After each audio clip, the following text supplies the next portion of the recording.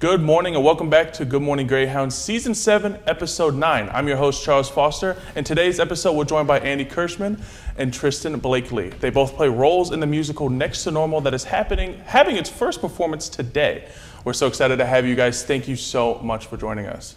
Of course. So, for the first question, to the viewers who are watching who don't know, can you explain what Next to Normal is about without any spoilers, and then explain your role in the musical? So basically, Next to Normal is kind of insane. I mean, there's no way to really explain it without like spoiling it, but like it's about like having these mental problems and like it's what's the word for it? I would say actually it's a suburban family navigating a mental issue that takes it in a different direction. It's pretty good. It's pretty good. And what roles do you guys play? I'm Henry. Okay. I'm the ensemble, so basically my role is just to be there and hype everyone up. Awesome. And be nice. Well, that's what we like to hear. Next to Normal, it deals with some heavy topics like mental health, as you mentioned. So has being a part of the show impacted you personally at all? I would say it has definitely given me an insight to what different mental healths look like that I haven't seen or experienced myself, and it's definitely created this empathy for those kinds of people that do. Mm-hmm. And kind of deep dive into Henry and who Henry is. Henry is more of a grounded character. He is a love interest, so he is not a part of this family that is navigating everything. And he's more of like that grounded character that is steady and patient, and he takes his time with things. While you see the families trying to rush something that cannot be rushed. Okay, awesome. And to see you, like you said, you're in the ensemble, kind of deep dive into what that is a little bit more as well. So basically, ensemble is just like, it's kind of just the doctors that like help the family and like are there for the family. And like we're there throughout like some songs, and then some songs we're not. It's just, we pop in occasionally. Awesome. They have more of a looting presence, I would say. Looting presence. Well, I believe that, right? we talked about what this means to you, and kind of like, what do you hope the audience takes away from watching this performance? Because I know I'll be a member of the audience tomorrow, and I'm excited to come see it. So what do you hope someone like me would take away from it? I'm hoping y'all take away the lesson from the show. Like, there's a lot of like moments where it's like crazy and like hectic and like yelling and stuff, but like we want you to see like there's other people that experience different stuff from you and like have different lives, and sometimes it could lead to crazy things. Like, so you never know what someone else is going through, kind of thing. Like, don't judge a book by its cover. Mm-hmm. Awesome. yes. Awesome. Well, how do you guys and the rest of the cast members support each other during emotionally intense scenes? Like, we know that you guys, like you said, this deals in mental health, and some people, for them it's an issue. For some people, it's not as much of an issue. How do you guys kind of work together throughout those scenes? Honestly, for me, the cast comes up to me and like we do little check-ins, just being like, "Are you good? Do you need anything? Like, are you chilling? Is there a moment? Do you need a moment? Like, we can take a sec." And I really appreciate those, and I try to do that for others too. Awesome. And Tristan, is that same thing, similar? Yeah, it's similar. Just like check up on them, see how they're doing and everything, and just calm them down if they need calm down, or just be there for them. And what does that kind of like look like as like a mental health check? And I know everyone kind of does that a little bit differently. What does that mental health check-in kind of look like, especially on a stage? Just like breathing, like doing like breaths, maybe box breathing, maybe like just sitting down for a couple seconds before you're going out for your next scene, maybe. For me, it's mainly happens in the girls' dressing room. We have those little debriefs in those moments before that are like, okay, how are we feeling today? Like, let's all just make sure that we are having in a good mental space before we go onto the stage. And we just all like chat and vet and get anything out from the day that needs to be said, and then we'll go to the show. And me and you guys, we get to take an acting class together. So I definitely have gotten to know you guys a little bit outside of the plays. How do you guys tap into the emotions needed for your role? And how do you stay in that mindset throughout the show? I especially lock in with my scene partner. We have like this little like handshake we do that like we go into character, because we have worked a lot on like getting into character, knowing the difference between yourself and your character, not to method act.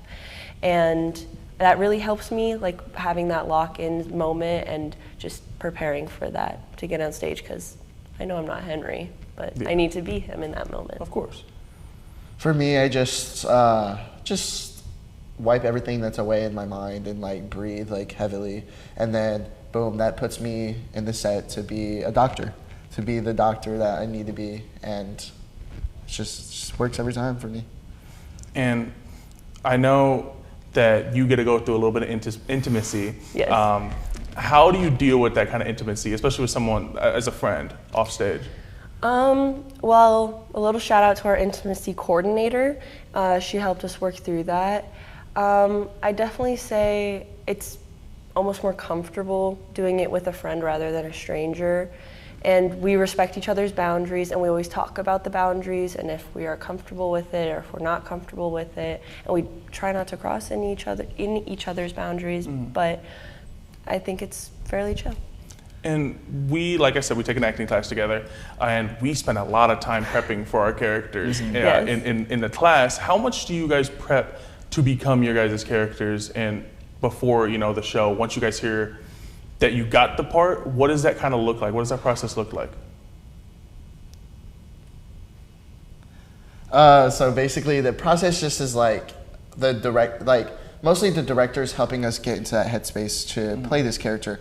They usually give us notes and stuff to like help us. Like even if you don't need help, you need help. Like mostly, that it's just like everyone needs help. Like we'll do a run through of the show. Like we'll sit at a table and we'll read through the show, and our director will tell us how she would like things to be portrayed. And usually I'll take like mental notes of that, and then during those mental notes or afterwards, I'll be like, okay, so this is how she wants me to be perceived, and I will go from there. And you mentioned it a few minutes ago. You are not Henry, obviously. I'm not Henry. What are some of those challenges of becoming Henry and becoming that character? I feel like Henry's more of, I'm not really sure how to answer that.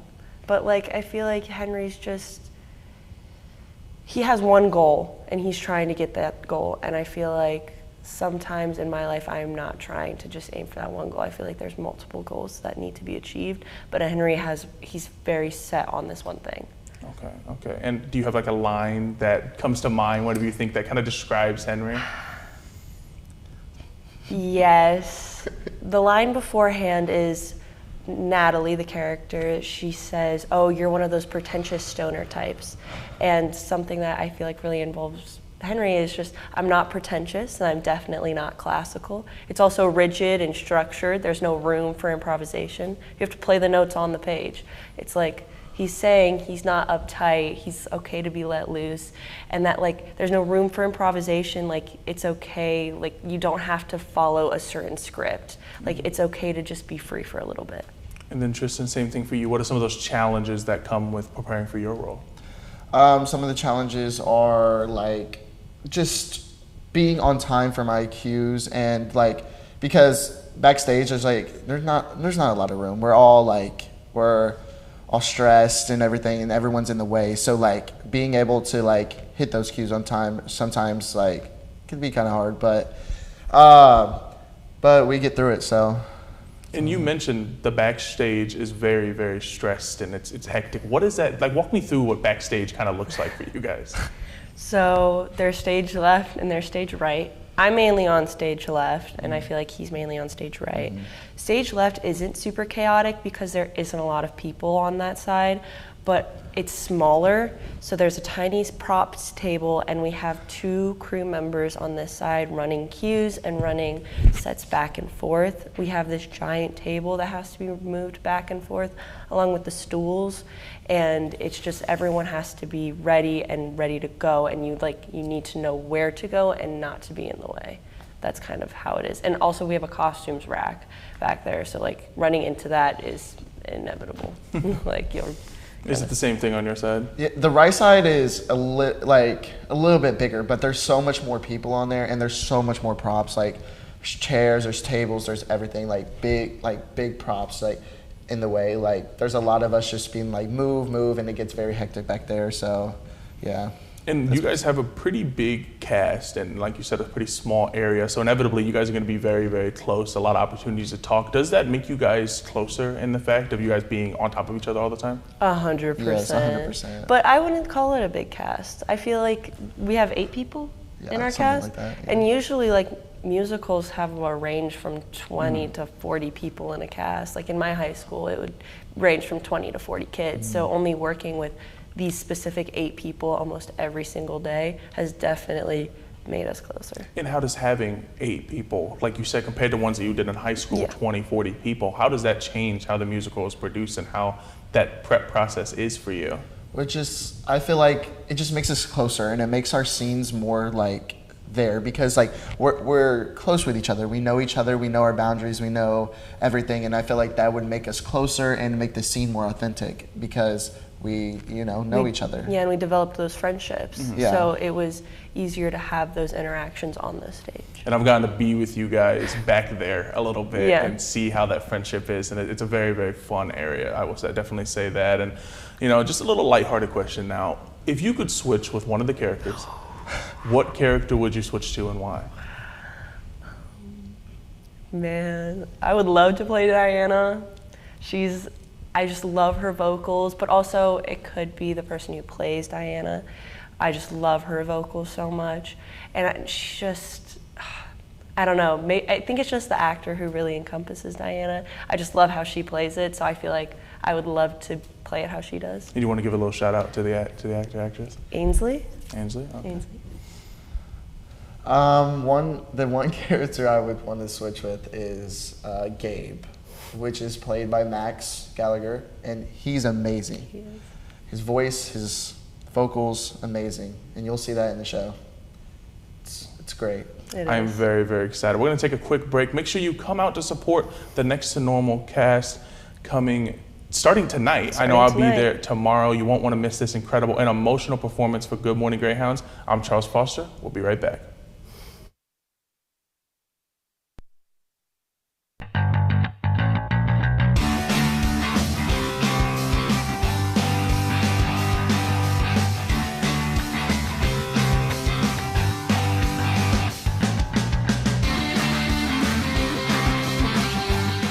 And we're live in 5, 4, 3, 2, 1.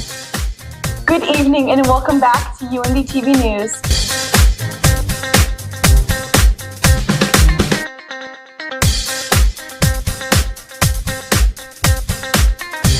For the campus, local, and national headlines you need to know. Tune in to UND TV News, Mondays at 6. Take it on a game-winning buzzer beater long range. Ladies and gentlemen, at you, Freddie. We got to get off TikTok. That's what I'm talking about right there. Paul Salinskis getting them threes up. What are you talking about? Whoa. Due respect putting Anthony Davis up there. I do like it. He stinks but too. Just give Paul Pierce the ball with 10 seconds on the clock. He's getting you a bucket. Let's Talking be about real. Andre We're talking about Paul Iguodala. Pierce. It's a great episode when we're screaming. Jay Kelton to my left, Latif Mustafa, Addison Mosley, Rick Dunkel, this entire UND TV staff for having us on the desk. Last call. Welcome back. Do either of you guys have a favorite scene that you were in? And so, if so, can you explain that scene without too bad of spoilers? Sure. Explain one of my doctor scenes. One of my doctor scenes is actually most of the doctor scenes are very important to the story, so it's going to be kind of hard to explain it without, but You could explain that song. Explain Psychopharmacologist. Okay, so Psychopharmacologist. But don't spoil it. It's kind of it's crazy. This is one of the songs there's a lot going on, and it's really just a lot. And the favorite scene is when we're. Yeah, I don't know. I can't. I know it's hard to toe that line. That song is very jazzy and upbeat, and the lights that go along with it are very fun. I would say for the doctors, and I just whenever I see it because I'm up in like this like balcony area, whenever I see it, I'm like, oh, this looks so much fun. I would love to be a part of it. But for me, my favorite scene is when I'm with Natalie, the character, and I'm smoking a pipe, and I become stoned, and I start talking about the environment. Like, I love that. And I love to hear that, because like you said, like going into these scenes, it's hard because, you know, we can't spoil it. Yeah. But like if you want to hear more about these scenes, if you want to see these scenes, you should definitely go and check it out. But speaking of the audience, what are you most excited for the audience to see? The development. I feel like there's crazy character developments throughout, and you'll, like, if you pay close attention, you'll just see those little moments change an entire scene. And I just, like, especially from Act 1 to Act 2 for specific characters, you'll just see a drastic, like, turnover. Mm-hmm.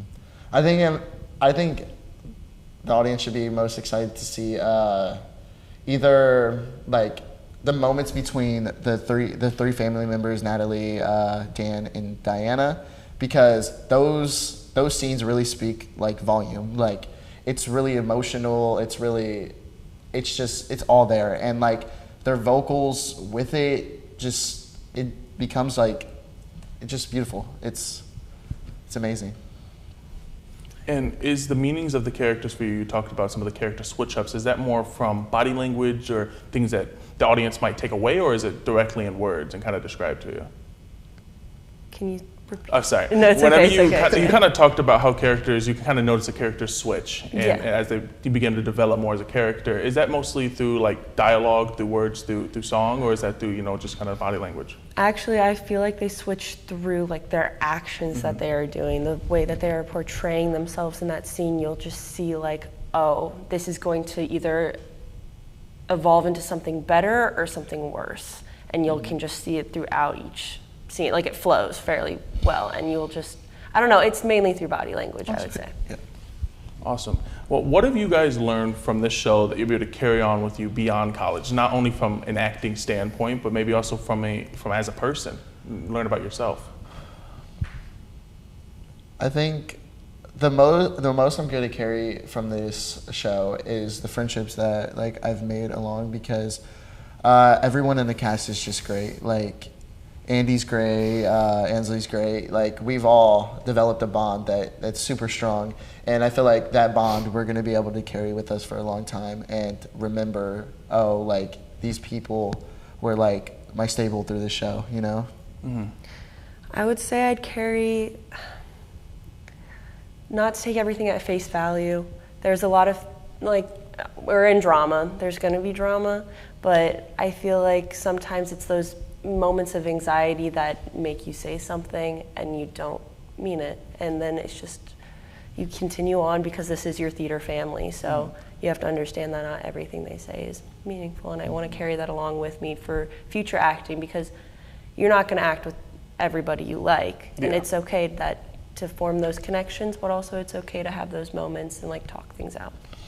Yeah, and like you mentioned, you've had some hard moments maybe in the past, maybe in this play. How do you deal with those hard moments as a cast? Because I know I've had to deal with my hard moments in my job, but I know I can imagine, you know, you guys see each other every single day for a very long time. So how do you deal with those moments? I don't know, I live by the communication is key. If I have a problem, or if I think someone has a problem with me, I will ask them face value, just being like, hey, I don't want us to get angry at each other or scream at each other, but like, can we just talk things out a little bit and see if we can find a resolution? Tristan? Things do get very hectic on behind stage. There was some bickering yesterday, but we all got over it, and we're so close, so it's like the next day, we're fine. So like, I feel like how close we have gotten, like right now, like all the bickering, we know like, oh, they're stressed, or they're under pressure. They're under pressure, so they're gonna be like this. So like, just leave them alone, just let them take a breather, and then talk to them in like a few minutes, and then boom, like it'll be they're okay. better. It's okay. It's okay. Yeah. And do you guys being so close help with the fact that, you know, dealing with conflict and Because I know personally, sometimes it can be harder whenever you're close with someone and you have that conflict. It can be a little bit harder to go and talk to them about it, but sometimes it can be easier. Is it easier or harder for you in that I would situation? say it's easier because I feel like I'm more of an understanding of where they're coming from. I feel like it's just easier because we have that friendship and they understand and I understand, so it's going to be okay. Joseph? I agree with Andy. Okay. It's pretty easy. Awesome. And you, like you mentioned, took high school. Yes. Took high school theater. How important to you is high school and college theater as a whole? You know, theater while also being a student. And what's the difference between that high school and college theater? That was a lot. Wait, say that again, sorry. What to you is important about, we'll start just with one. Okay. What to you is so important with like taking theater while in school, so college and high school theater? Well, I used to do sports, and unfortunately I can no longer do sports. What sports did you play? I did gymnastics, volleyball, Okay. and basketball. Okay. And unfortunately I wasn't able to do sports anymore due to a leg injury. And so I had to move on, but I had passion for things. I wanted to move on to something, so I found that passion in theater, and so I wanted to continue on that passion through college. Okay, Trisha? Theater in high school really changed my life. Even though I was in sports also in high school, but I made time for theater and everything. But theater was just my love for it's been forever. What kind of drew you to that love? What about it? Drew me to that level was movies. I loved movies as a child, and I loved all the movies. And I was like, oh, like I want to try this. So when I got to high school, I joined theater, and I loved it. So just kept doing it in college and to this day. And what's kind of the difference between a high school theater and college theater?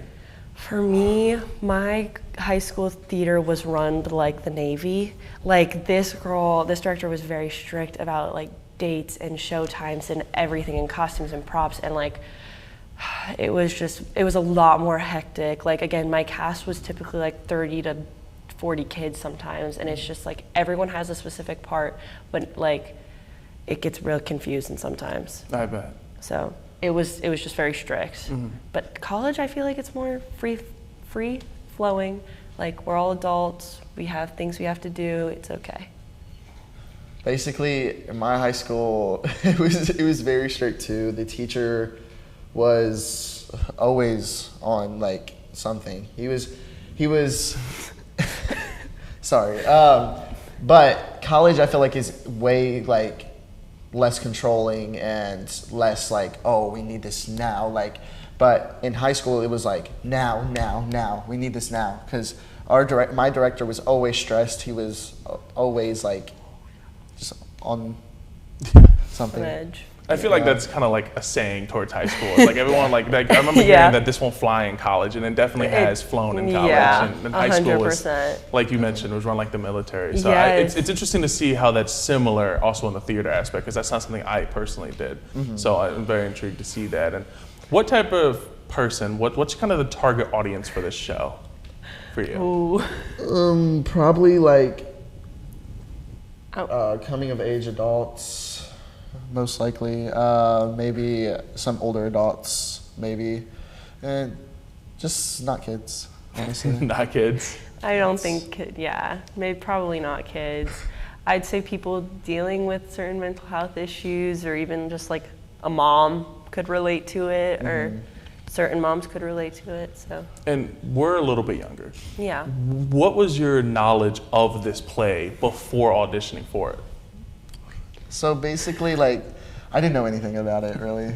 I heard about it, like, through high school. Like, when I was going through high school, my senior year, I heard about it. But I never really knew anything about it. So when I, when I got to the auditions, I was just asking about it, so that... I went in knowing nothing. I was just like, I had wanted to actually audition for the earlier plays, but I didn't know how to find that information really. So day of audition, I actually had no idea what I was going into. I was just kind of hoping for something because I knew I wanted to be a part of it.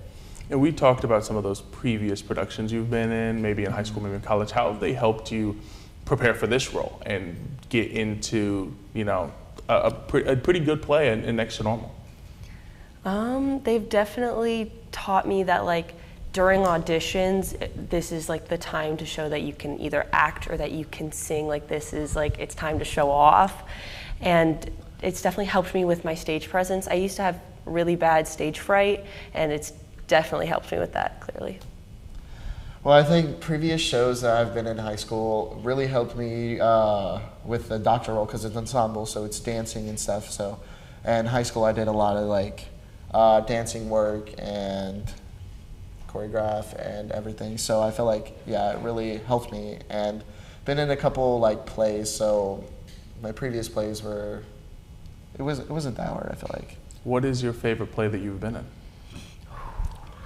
My senior show of Our Town, I got to play Mrs. Webb. Awesome. I think my senior musical, I was in the Addams Family. I played Pugsley. I absolutely love that. I love that for sure. And we talked a little bit before the show, and you said that acting in front of people isn't actually as hard for you. You're a little bit less nervous. What's the feeling coming into nights? It's opening night. For me, like, you know the saying, like, oh, picture everybody in their underwear. For me, like, we're always told to practice how we perform. We practice in front of nobody, so I try to pretend there's nobody in the audience, and I practice how I perform. Justin? Basically, I just like blank out like everybody else, and I just like it's just me on stage, you know. It's just like there's nobody here. I'm just performing in my room, you know. Yeah, and we talked about it before. You talked about how you don't know how I could do what I do. I don't know how you guys do what you guys do. I can never imagine acting in front of that many people, so absolutely props to you. And before we end off the show, is there anything else that you guys wanted to talk about that I did not ask?